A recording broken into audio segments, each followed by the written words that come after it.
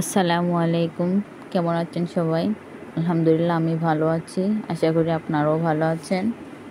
তো অনেক দিন ধরে আমার একটা চিন্তা মাথায় ঘুরছিল যে কিছু একটা করা যায় আয়ের উৎস হিসেবে, মানে আয়ের একটা নির্দিষ্ট একটা উৎস হিসেবে ছোটোখাটো কিছু একটা করব। তো যেই কথা সেই কাজ, আমি আর কোনো কিছুই দেখতে পেলাম। তো বাজার থেকে কয়েকটা মুরগি নিয়েই শুরু করলাম আমি আমার কাজের উদ্যোগ। সবাই দোয়া করবেন, যতটুকু পারি সাফল্যে এগিয়ে যাওয়ার চেষ্টা করব। কোনো কাজকে ছোটো বাবা ভালো না, যেটাই হোক কাজ কাজে। যতক্ষণ পর্যন্ত কাজের সফলতা আমরা পাইনি, ঠিক ততক্ষণ পর্যন্ত কাজের পেছনে আমাদের ছোটা প্রয়োজন। সেটা ছোট কাজ হোক কিংবা অনেক বড় কাজ হোক, কাজ কিন্তু কাজ।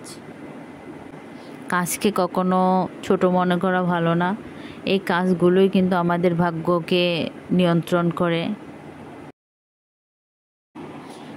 এইদিকে আছে আবার বাচ্চারা সারা দিন একে অপরের উপর ঝাপাঝাপি, কাছাকাছি, মারামারি, এই নিয়ে কিন্তু আমার সারাটা দিন কেটে যায়।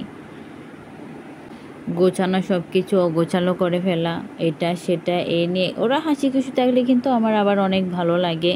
হোক সেটা আমার আবার নতুন করে করতে হয় কষ্ট করে। আমি এগুলো নিয়ে আফসোস করি না, শুধু বাচ্চারা ভালো থাকলে হলেই হলো।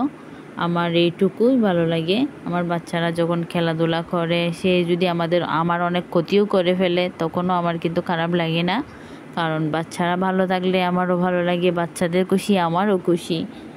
আমি চাই সারা জীবন যেন ওরা এইভাবে হাসি খুশিতে দিন কাটে। একটা সময় আমরাও ওদের মতো ছিলাম, আজ আমরা বড় হয়ে গেছি, কিন্তু আমরা সেই আগের স্মৃতিগুলোকে অনেক বেশি মিস করি।